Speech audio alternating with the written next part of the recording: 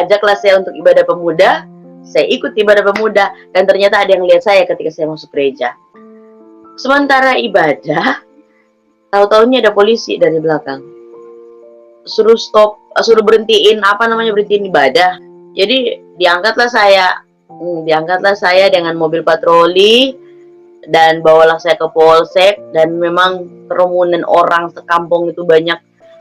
Dan waktu itu kakak beradiknya papa itu matanya merah semua sampai ngomong, kalau kamu nggak kembali di agama kamu yang lama, kalau ketemu di tengah jalan saya bakalan cincang dua. Haleluya, puji nama Tuhan. Salam sejahtera untuk kita semua. Saudara-saudaraku, jumpa lagi bersama saya di channel ini, channel Teva Murtadin, channel yang berisi tentang kesaksian para murtadin atau orang-orang yang baru pertama kali menjadi pengikut Kristus. Nah, sahabat Tuhan, senang sekali juga kita masih diberi kesempatan untuk bertemu kembali di channel ini. Nah, pada kesempatan yang baik ini, yang indah ini, kami akan menayangkan sebuah kesaksian yang begitu luar biasa, seperti cuplikan video yang sudah kita lihat bahwa saudara kita ini adalah seorang muslimah yang sangat taat akan beragama, dan juga ia juga dulunya bercadar ya teman-teman. Bercadar, lalu kemudian ada dengan begitu banyak hal yang ia alami dalam kehidupannya, akhirnya ia memutuskan untuk menjadi pengikut Kristus. Namun seperti cuplikan yang sudah kita lihat bahwa dia ini ketika memutuskan untuk menjadi pengikut Kristus, ada banyak hal yang harus ia lewati. Karena keluarga besarnya adalah keluarga yang sangat fanatik akan agama. Dan kemudian ia harus menerima banyak hal, banyak risiko yang harus ia lewati untuk menjadi pengikut Kristus. Namun puji Tuhan, Tuhan tetap dampingi dia, dan sampai sekarang ini dia tetap menjadi pengikut Kristus luar biasa. Sahabat Tuhan, mungkin kita semua pada penasaran dengan kisah perjalanan hidupnya ketika ia memutuskan untuk berpindah keyakinan. Mari kita sama-sama tonton kesaksian berikut ini. Selamat malam, salam sejahtera bagi kita semua, para hadirin semua yang ada di manapun berada. Perkenalkan, nama saya Srilian Lestari Wolango. Ya, Wolango itu saya ambil dari keluarga besar saya, dan Wolango itu masih keturunan kerajaan Gorontalo. Saya dulunya adalah seorang muslim yang menggunakan cadar yang pakainya sertut dari ujung rambut sampai ujung kaki. Dan saya adalah seorang anak yang benar-benar mau mencari tahu tentang bagaimana sih kehidupan Islam gitu ya. Jadi fanatik iya, karena memang pakaian saya. Kemudian saya pun belajar tentang ilmu-ilmu agama yang lainnya. Sebelum saya mau lanjut lebih lagi dengan kesaksian hidup saya, bagi siapa yang nonton pada malam hari ini, jangan lupa di like ya, di subscribe, kemudian di share, biar banyak orang yang nantinya bisa nonton, bisa terberkati. Bahkan mereka mau mengabarkan Injil kepada orang-orang yang belum kenal akan Yesus. Oke? Nah, kita lanjut ya. Saya itu kenapa saya bisa bukan pindah ya, istilahnya saya bisa ada di dalam Tuhan, sedangkan saya dulunya adalah seorang muslimah dengan kefanatik agama saya. Jadi fanatik dalam agama saya dengan pakaian saya yang tertutup. Saya juga heran ya, memang mujizat Tuhan itu mengherankan. Saya dulu pernah pesantren, saya pernah nyantren ya di salah satu cabang Al-Fatah Temboro, Magetan, Jawa Timur, ada di Lambuno dulu. Next kemudian saya lanjut ke ke Magetan, Jawa Timur ya, Temboro. Dan dulunya saya seorang muslimah yang memang benar-benar sangat mengerti dengan syariat Islam. Apapun yang diajarkan oleh Muhammad, saya mengerjakannya. Makan dengan tangan kanan, cara untuk buang air pun saya terapkan apa yang diajarkan sama Muhammad. Kemudian cara berpakaiannya saya pun ikut seperti istri-istrinya para Muhammad, istri-istrinya Muhammad. Kemudian bacaan-bacaan dalam sholat. Kemudian saya suka sekali baca Quran dan semuanya. Jadi memang dulu itu kalau bisa saya katakan benar-benar saya hidup memang di dalam syariah Islam itu sendiri. Dan saya dari keluarga yang broken ya. Saya dari usia 5 atau 6 tahun itu kalau sama mama saya udah pisah. Saya anak sendiri sama papa sama mama. Saya kemudian papa sama mama udah nikah, dan saya menjalani hidup saya ya selain sebagaimana seorang anak yang benar-benar ya sekolah dengan kesehariannya dan semuanya. Dan kemudian di tahun 2013 ya, 2013 itu saya mimpi didatengin sosok manusia dengan jubah putih, dan jubahnya itu bukan yang ada kancing-kancingnya ya, bukan, tetapi jubah yang memang dia utuh, dilingkarkan kemudian ditutup, ada tudungnya. Nah, datang letakin cahaya di kepala saya, dan setelah bangun dari mimpi itu ada rasa adem, tenang gitu. Tahun 2013. Di 2013 itu waktu itu saya mau ke Surabaya. Saya nggak percaya dengan hal itu, kemudian saya lupakan. 2 minggu kemudian dia datang lagi, perjumpaan pribadi itu, dan ternyata cahaya itu diletakin di seluruh tubuh saya. Kemudian bangunnya itu bercampur aduk perasaan saya. Ada kecewa, sakit hati, sukacita, bahagia, dan semua perasaan itu campur aduk di saya. Saya pikir ini apa gitu kan, saya sampai nangis dan semuanya, ini apa sih sebenarnya. Jadi ketika saya berangkat ke Surabaya itu saya melupakan hal itu. Saya lanjut untuk mondok di sana. Ternyata ketika saya balik dari sana, saya masih mampir dulu di rumahnya mama di Palu, ke Gorontalo. Tiba-tiba 2016 itu datang lagi, tapi ya itu dengan sosok yang sama, yang memang benar-benar satu minggu itu 4-5 kali menampakkan diri. Saya pikir itu mengganggu saya. Seminggu itu sudah 4-5 kali. Saya pikir, oh ini udah nggak wajar nih ya. Kalau kita sih mungkin bilang, oh itu malaikat ya. Tapi kok malaikat datang-datang terus gitu ya, ngapain gitu ya. Nah akhirnya saya penasaran, tiba-tiba ya waktu itu saya lagi ngurusin ini ya, tahun 2014 saya udah nggak pakai cadar ya. Saya udah lepas cadar ya, 2014 balik dari Munuk itu saya udah nggak pakai cadar, karena waktu itu saya sudah bergelut di bisnis, jadi saya sudah nggak bercadar waktu itu. Dari setelah berjumpaan pribadi dengan Tuhan 2013, kemudian 2014 saya tidak bercadar lagi karena saya lagi berbisnis. Nah 2016 itu berjumpa lagi dengan Tuhan Yesus ya. Nah ketika saya waktu itu lagi ngurusin reuni, saya pergi ke teman saya yang Kristen. Nah, yang Kristen itu waktu itu dia teman SMP saya. Di rumahnya itu ada gambar Tuhan Yesus. Saya bilang, loh itu siapa ya? Gitu kan. Saya bilang, itu siapa ya? Kok mirip banget dengan apa yang saya mimpi gitu ya. Yang ada dalam mimpi saya itu siapa ya? Tapi wajahnya bukan itu. Waktu itu nggak ada kelihatan wajah ya, karena saking besar cahaya yang dorong waktu itu, yang dorong beliau udah di belakang waktu itu dengan hembusan angin itu. Saya bilang itu kok sama banget gitu, tapi bukan itu wajahnya gitu loh. Nah yang teman saya ini jawab, oh itu Tuhan kita, itu gambar Tuhan Yesus. Waktu itu saya ngelecehin loh, saya bilang begini, kalau misalnya itu Tuhan kalian kok bisa digambar ya, Tuhan kita nggak bisa loh. Saya bilang begitu. Kok Tuhan kalian bisa digambar ya, kalau Tuhan kita nggak bisa digambar. Saya waktu itu ngelecehin seperti itu. Kok Tuhan bisa digambar sih?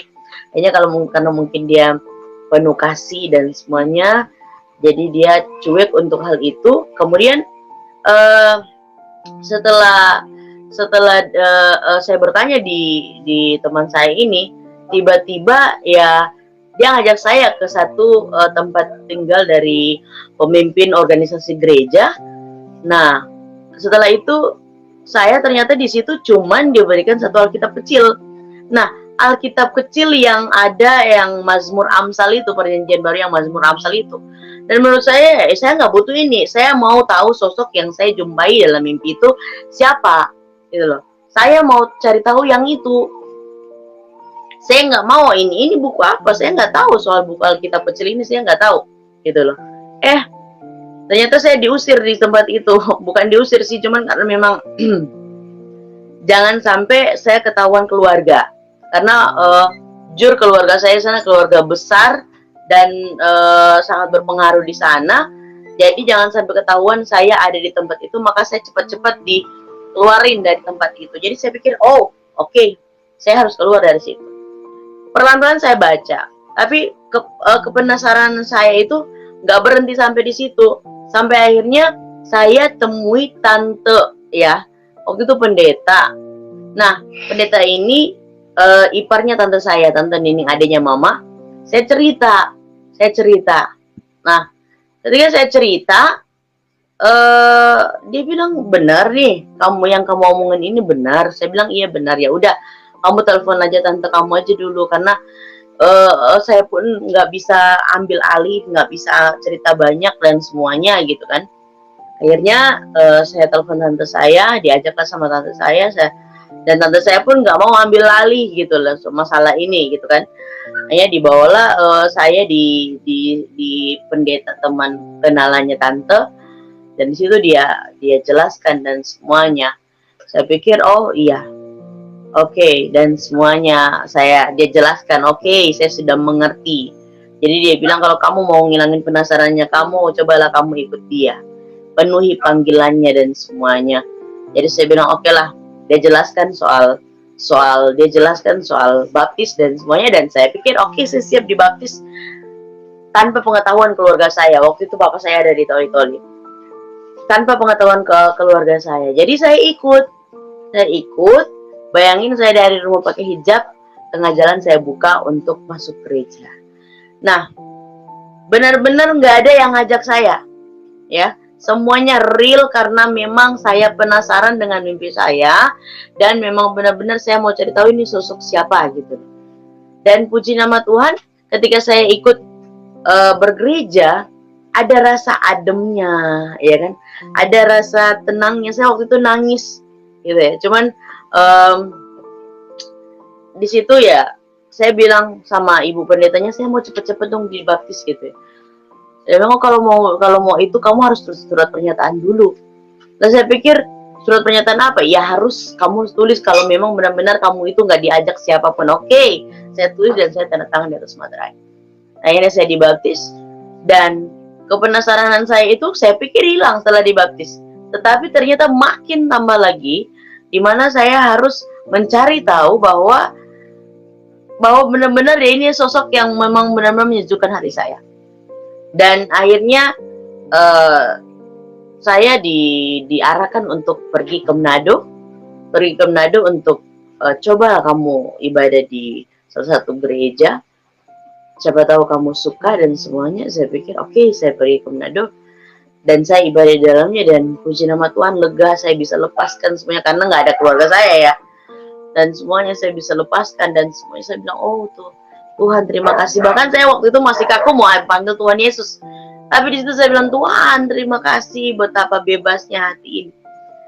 Dan ketika saya balik dari sana, dengan apa ya, karena saya begitu senang, begitu gembiranya, saya ingin mengekspresikan kebahagiaan saya ketika ikut Tuhan. Saya diajak teman-teman untuk menghias gereja. Waktu itu 2016 tahun bulan November atau Oktober ya. Itu saya diajak sama teman-teman pemuda untuk hiasin pohon Natal, dan saya ternyata ikut ya. Saya ikut hiasin. Waktu itu the first time saya pray buat teman-teman. Saya doa di situ, dan memang mereka tuntut saya untuk berdoa. Saya bilang saya tidak bisa berdoa. Terus di situ teman saya bilang begini, diajarkan, kamu tahu doanya kamu yang dulu dengan sekarang itu berbeda. Kalau dulu kamu harus mungkin ambil cuci basuh tangan dulu, kemudian kamu harus pakai pakaian tertutup dulu, kamu duduk, kemudian kamu berdoa. Kalau sekarang tidak, dengan kata-kata yang sopan, dengan hati yang tenang, kamu berdoa, ucapkan. Dan di situ saya berdoa. Saya berdoa dan di situ the first time saya pray buat mereka. Di situ saya berdoa, saya bilang sebegini, saya berdoa, Tuhan pada hari ini kita mau melakukan kegiatan untuk Natal. Saya bilang Engkau jagai, Engkau lindungi, Engkau sertai. Amin. Nah waktu itu ada yang kurang. Teman saya bilang, di dalam nama Tuhan Yesus kamu nggak. Oh waktu itu saya masih kaku untuk sebut Tuhan Yesus. Tetapi ya ketika sudah pelan-pelan diajarkan, saya sudah mulai terbiasa. Waktu itu saya bilang saya harus mengekspresikan lagi, sehingga diajaklah saya untuk ibadah pemuda. Saya ikut ibadah pemuda dan ternyata ada yang lihat saya ketika saya masuk gereja. Masuk gereja saya nggak pakai hijab. Nah akhirnya sementara ibadah, tahu-tahunya ada polisi dari belakang. Polisi dari belakang ternyata lagi polisi dari belakang suruh berhentiin berhentiin ibadah. Saya kaget loh, kok pandangannya si yang pembawa firman kok ke belakang. Pas saya nengok ke belakang, ternyata emang ada polisi. Waktu itu masih kenal saudara. Jadi sebenarnya kan untuk memberhentikan ibadah seorang agama lain itu kan nggak boleh ya. Tapi ternyata diboleh-bolehin sama keluarga saya waktu itu polisi. Jadi diangkatlah saya dengan mobil patroli dan bawalah saya ke polsek, dan memang kerumunan orang sekampung itu banyak karena memang saya keluarga besar di sana. Dan waktu itu kakak beradiknya papa itu matanya merah semua sampai ngomong, kalau kamu nggak kembali di agama kamu yang lama, saya kalau ketemu di tengah jalan saya bakalan cincang dua. Tahu cincang ya? Nanti dibelah-belah katanya. Ya. Jadi waktu itu dengan perasaan yang saya bersalah tidak, tetapi di situ ada ketakutan yang melihat massa sangat banyak. Nah saya dibawa ke polsek, diinterogasi dan semuanya. Sebenarnya saya nggak ada salah karena memang waktu itu umur saya udah 24, udah jalan 25 tahun lah. Jadi udah ada undang-undang yang melindungi hak untuk memilih daripada keyakinannya masing-masing. Apalagi udah umur seperti itu. Nah, ketika di sana sudah diinterogasi bla bla bla dan semuanya. Ternyata tante saya datang lagi. Tante saya datang sama anaknya dikeroyok lah gitu, dikeroyok sampai saya cepat-cepat tekan nomor teleponnya Kapolsek ya. Kapolsek yang udah ninggalin nomor telepon, kalau ada apa-apa katanya langsung telepon gitu. Telepon, ternyata dia cepat datang dan diangkutlah saya dengan mobil, dibawa lari lagi gitu. Dan setelah itu ya, setelah dari polsek itu saya dibawa di rumahnya tante saya. Nah di situ bertemulah papa sama mama saya yang sebenarnya mereka udah pisah. Mama ada di Palu, papa dari Toli-Toli. Papa pulang, kemudian mama pulang dari Palu, berkumpullah mereka. Yang mereka berdua berkumpul karena mendengar saya udah Kristen. Dan berkumpul di situ, mama bilang begini, kalau kamu nggak sayang, kamu sayang nggak sama mama gitu kan? Kalau kamu sayang sama mama, kembali sama Islam. Papa gitu. Saya lihat raut wajahnya papa itu udah merah. Saya tahu kalau udah merah begitu aku udah marah. Marah plus malu gitu. Tapi ya, saya udah bilang saya nggak bisa. Saya tetap mau ikut Tuhan Yesus. Nah, setelah itu ketika saya udah ngomong seperti itu, mama nangis ya waktu itu. Mama nangis lah. Saya pikir saya pun mau menangis, tapi ya mau gimana lagi, saya ikut Tuhan. Dan memang ini harga yang harus saya bayar. Ketika itu papa udah ngomong, oke, kalau memang kamu mau ikut Tuhan, saya harus papa mau minta kamu balik aja di rumah dulu gitu ya. Oke, saya balik, saya ikut papa di rumah. Ternyata saya nggak dikasih keluar sama papa. Papa bilang kamu jangan berani keluar, nanti kamu akan dibantai orang-orang di luar karena mereka udah tahu itu kamu tuh udah Kristen dan semuanya. Pada suatu saat itu hari Jumat, kata papa kamu mau dimandiin lagi, mau diislamkan lagi selesai dari khotbah Jumat. Saya pikir oke lah. Di situ terpikirkan saya untuk minta izin ke Bapak, Pak saya mau ke pasar mau beli sendal gitu. Oh oke, jangan lama-lama ya gitu kan. Bapak pikir ya kita sudah normal gitu ya. Jadi saya naik bentor ya, di sana kendaraan namanya bentor. Jadi saya naik bentor, kemudian di situ saya kunci tangan, saya bilang Tuhan apabila masa depan saya dengan Tuhan, saya bilang tunjukkan jalan dan lancarkan apa yang harus bukakan jalan apabila masa depan saya dengan Tuhan. Ketika saya naik bentor mau ke pasar itu belok kanan, saya bilang lurus aja. Lurus lagi sampai melewati beberapa desa sampai ke yang namanya desa yang namanya Buko. Nah, turun di situ, kemudian saya berdoa lagi biar dapat tumpangan mobil untuk ke Manado, dan puji nama Tuhan saya dapat tumpangan dan sampai ke Manado. Ternyata saya waktu itu tidak punya uang. Ternyata saya di tengah perjalanan saya ngobrol sama ibu-ibu yang berhijab, dia bilang dia ingat anaknya yang sudah meninggal sama persis dengan saya. Dan ketika dia turun di kota Mubagu, ternyata dia pegang tangan dan kasih saya duit. Ketika sampai di Manado, saya bayar mobil. Dan ketika kakak rohani saya waktu itu jemput, dia bilang siapa yang bayarkan? Iman saya mengatakan pertama kali, saya bilang Tuhan Yesus yang bayarkan kendaraan saya. Puji nama Tuhan, saya sampai sekarang ada di Manado. Dan kalau pencobaan-pencobaan yang saya dapatkan ketika ikut Yesus itu sangat banyak. Saya pernah tidur di halte karena nggak ada tempat tinggal. Saya pernah diusir dari kos ke kos karena nggak sanggup bayar kos. Saya pernah jualan masuk gereja ke gereja, masuk rumah ke rumah untuk jualan kue-kue kecil. Kemudian saya pernah kelaparan 2 hari 2 malam karena nggak ada uang, nggak ada makanan sama sekali. Dan memang benar-benar banyak yang saya rasakan, tetapi dari sekian banyak yang saya rasakan, banyak pelajaran yang Tuhan udah beritahu bahwa hidup ikut Tuhan itu bukan enak-enak, ngeri-ngeri sedap gitu loh, ikut Tuhan. Dan puji nama Tuhan, sekarang saya istilahnya kerohanian saya lebih menebal lagi, saya lebih kuat lagi. Ditambah ketika saya pelajari lagi kitab saya yang lama, ternyata banyak menyebutkan tentang keutamaan Isa Al-Masih, menyatakan bahwa dia itu adalah Tuhan. Salah satunya itu ada di dalam surah Maryam, surat ke-19 ayat 21. Ya. Di sini saya mau bacakan, dan ini mau membuktikan juga kalau memang benar-benar saya dari Muslim. Bukan yang namanya Islam murtadin odong-odong, atau yang dikata-katain yang misalnya, oh dia itu Islam yang memang nggak ngerti syariat Islam, makanya dia ikut Yesus dan ikut ini dan semuanya cuman gara-gara ini. Nggak ada. Kalau misalnya ada yang bilang oh dia itu murtadin odong-odong dan semuanya, saya mau meluruskan di sini bahwa benar-benar saya ini dari Islam dan saya mengerti syariat Islam. Jadi bukan berarti saya cuman ikut, misalnya saya punya pacar Kristen, saya ikut Kristen, atau mungkin saya ditawarin harta banyak di Kristen kemudian saya ikut. Tidak, ya. Karena memang saya paham betul karena perjumpaan pribadi dengan Tuhan, karena Tuhan sendiri yang pilih saya, bukan karena saya yang memilih Tuhan. Nah, dalam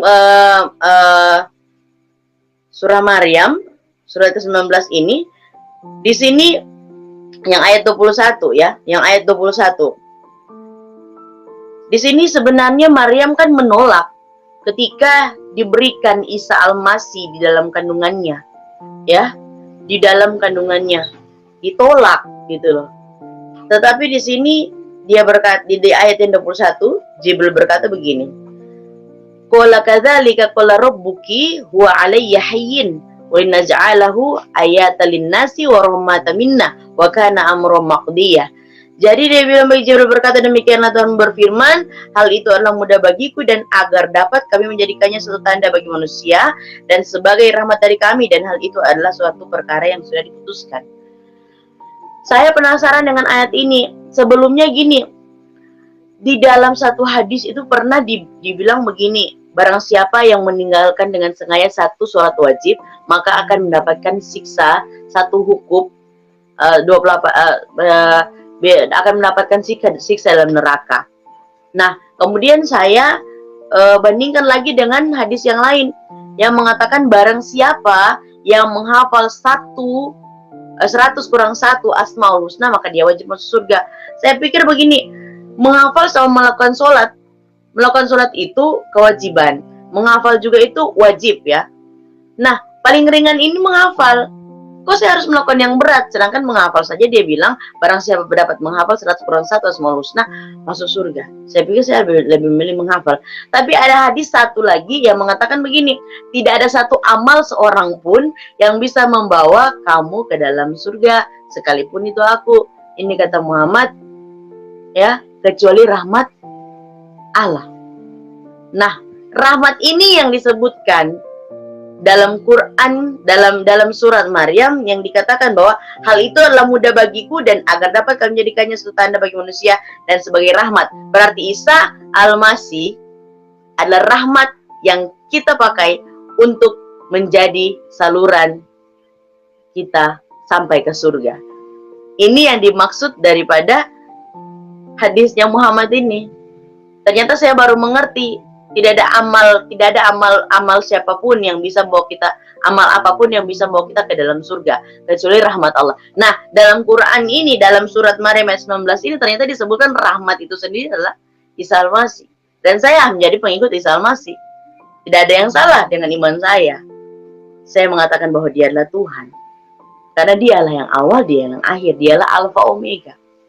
Kemudian lagi ayat yang membenarkan lagi tentang sifatnya Isa Al-Masih yang sama persis dengan sifatnya Bapa. Sifatnya Allah sendiri. Ada dalam surat Al-Imran ayat 45 dan 46. Ya. Ini. 45. Oke. Bentar ya. Ini yang membuat saya lebih kuat lagi mengikut Tuhan Yesus. Nah, ini satu ayat yang mengatakan cuman dia sendiri yang mendapat gelar Al-Masih. Ya, yang mendapat gelar Al-Masih. Hai Maryam, ini dia bilang begini. Dia bilang begini.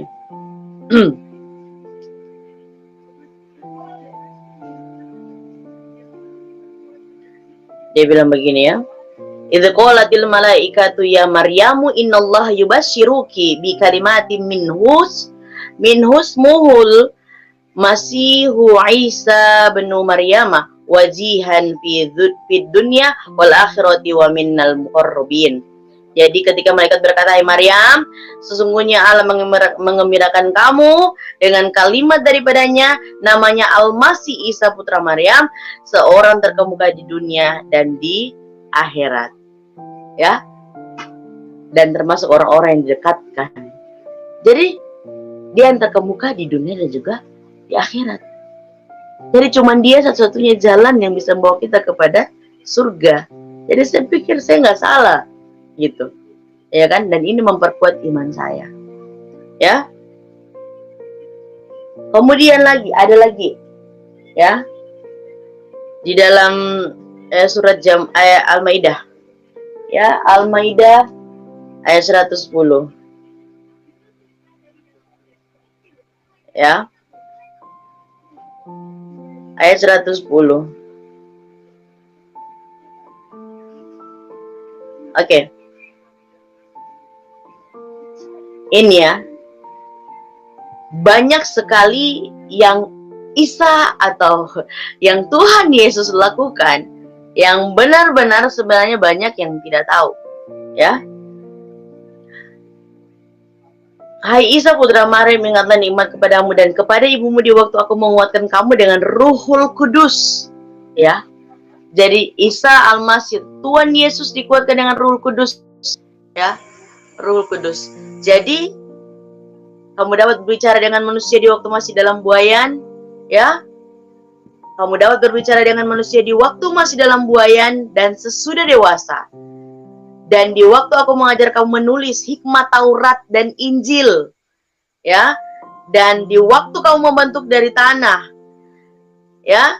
yang berupa burung dengan izinku, kemudian kamu meniup kepalanya lalu bentuk itu menjadi burung. Ini seperti sifatnya Bapa. Ya. Kemudian lalu bentuk itu menjadi burung, dan di waktu kamu menyembuhkan orang yang buta sejak dalam kandungan ibu dan orang yang berpenyakit sopak dengan itu, dan di waktu kamu mengeluarkan orang mati dari kubur, di waktu aku menghalangi Bani Israel, dikala kamu mengemukakan kepada mereka keterangan-keterangan yang nyata, lalu orang-orang kafir di antara mereka berkata, ini tidak lain melainkan sihir yang nyata. Ya, orang kafir mengatakan itu sihir. Orang kafir mengatakan itu sihir.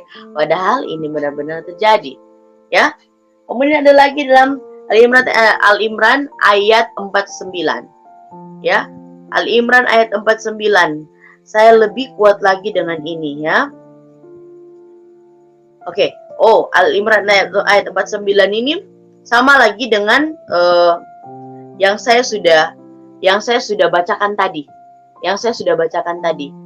Di mana dia memiliki sifat yang sama dengan Allah Bapa. Di mana anak ini memiliki sifat yang sama dengan Bapa. Bukan berarti ya, di sini saya mau meluruskan, oh, Tuhan itu beranak. Ya, Tuhan itu beranak. Tidak. Coba pikirkan dengan logika, anak kunci beranak kah? Anak tangga beranak kah? Tidak. Ya kan? Jadi saya tidak mau ambil yang namanya mau diskusi apa Allah itu beranak dan tidak. Saya cuma mau katakan, Tuhan saya kudus. Tuhan saya bukan Tuhan yang untuk diperdebatkan. Ya. Oke, di sini dia bilang begini ya, sesungguhnya aku telah datang kepadamu dengan membawa suatu tanda dari Tuhan, yaitu aku membuat untuk kamu dari tanah berbentuk burung, kemudian aku meniupnya, maka ia menjadi seekor burung dengan sejin al, dan aku menyembuhkan orang yang buta sejak dari lahirnya dan orang yang berpenyakit sopak, dan aku menghidupkan orang mati. Ya. Ini dia sendiri, Quran sendiri yang mengatakan. Jadi ketika saya baca firman Tuhan, Matius, ya, kemudian saya baca sampai dengan Yohanes, saya baca, saya bilang luar biasa Tuhan Yesus itu. Tuhan Yesus itu dahsyat. Dan sekeluarga saya harus tahu bahwa selain daripada jalan mengikuti Tuhan Yesus, tidak akan ada jalan yang lain untuk menuju kepada keselamatan, kepada surga. Ya, kemudian di sini saya pernah dibilang, oh kamu itu seorang yang kafir, ya. Kamu itu adalah kafir karena kamu meninggalkan agama kamu yang lama, kemudian kamu menyembah berhala, kamu kok sembah patung. Saya pikir di gereja itu kalian lihat patung di mana gitu kan? Saya tidak sembah patung, saya bilang saya sembah Tuhan saya, Tuhan Yesus yang bisa saya rasakan, ya. Oke. Ya, Al-Imran ayat 55. Oke. Ya. Al-Imran ayat 55. Surat ketiga dari Quran ayat 55. Ya. Oke. Ya. Ini di sini dia bilang, "Idz qala Allahu ya Isa inni mutawaffika wa rafi'uka ilayya wa mutahhiruka minal ladzina kafaru waja'ilul ladzina tabauka fawqal ladzina kafaru ila yaumil qiyamah thumma ilayya marji'ukum fa ahkumu bainakum fima kuntum fihi takhtalifun." Ya, dia bilang begini, ketika bermana Isa, sungguhnya aku akan menyampaikan kamu kepada akhir ajalmu dan mengangkat kamu kepadaku serta membersihkan kamu dari orang-orang yang kafir dan menjadikan orang-orang yang mengikuti kamu di atas orang-orang yang kafir hingga hari kiamat. Ya. Kemudian hanya kepada aku kembalimu, lalu aku memutuskan tentang hal-hal yang selalu kamu berselisih padanya. Jadi Isa Al-Masih, Tuhan Yesus dan para pengikutnya diangkat di atas orang kafir. Berarti yang tidak ikut Isa Al-Masih orang apa? Minta maaf, mau bilang saya kafir karena ikut Tuhan Yesus. Saya mau kasih tahu, yang berhak menilai hanya Tuhan. Yang berhak menilai hanya Tuhan. Itu yang membuat saya kuat di dalam Tuhan. Dan Tuhan mengajarkan banyak hal kepada saya, bahwa mengasihi yang dulu, ya, kita para pengikut Yesus, kita para pengikut Kristus, itu adalah kita membesarkan hati dalam mengasihi banyak orang yang sudah mengeluh. Kita kafir, menganggap kita tersesat dan semuanya. Saya mau katakan, kita bukan tersesat, kita tersesat di jalan yang benar. Kita tersesat di jalan yang benar. Jadi buat teman-teman semua yang sudah dengarkan kesaksian saya bukan siapa-siapa. Saya cuma mau kasih tahu, yang saya ikut Tuhan Yesus bukan karena ajakan, bukan karena harta, bukan karena apa-apa, tapi karena perjumpaan pribadi, dan saya rasakan sendiri bagaimana kasih Tuhan mengalir di dalam hati saya, bagaimana kasih Tuhan mengajarkan saya untuk hidup yang benar di hadapan Tuhan. Ya sahabat Tuhan, demikianlah kesaksian yang sudah kita tonton bersama. Kiranya kesaksian ini dapat memberkati kita semua dimanapun kita berada. Dan semoga dengan adanya kesaksian ini, iman kita semakin bertumbuh, berakar di dalam Tuhan. Dan mari kita saling mendoakan agar banyak jiwa yang semakin diberkati oleh Tuhan, dan banyak jiwa yang mengenal akan Tuhan Yesus sebagai Tuhan dan Juru Selamat. Ya sahabat Tuhan, percayalah ketika kita mengikuti Tuhan, akan begitu banyak persoalan yang akan kita hadapi dan banyak rintangan yang harus kita alami. Namun percayalah, Tuhan Yesus itu akan selalu ada bagi kita.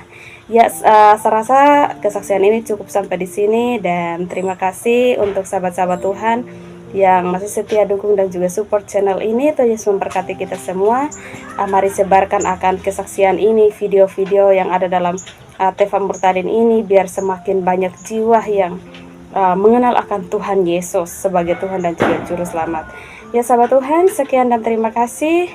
Salam, sampai jumpa.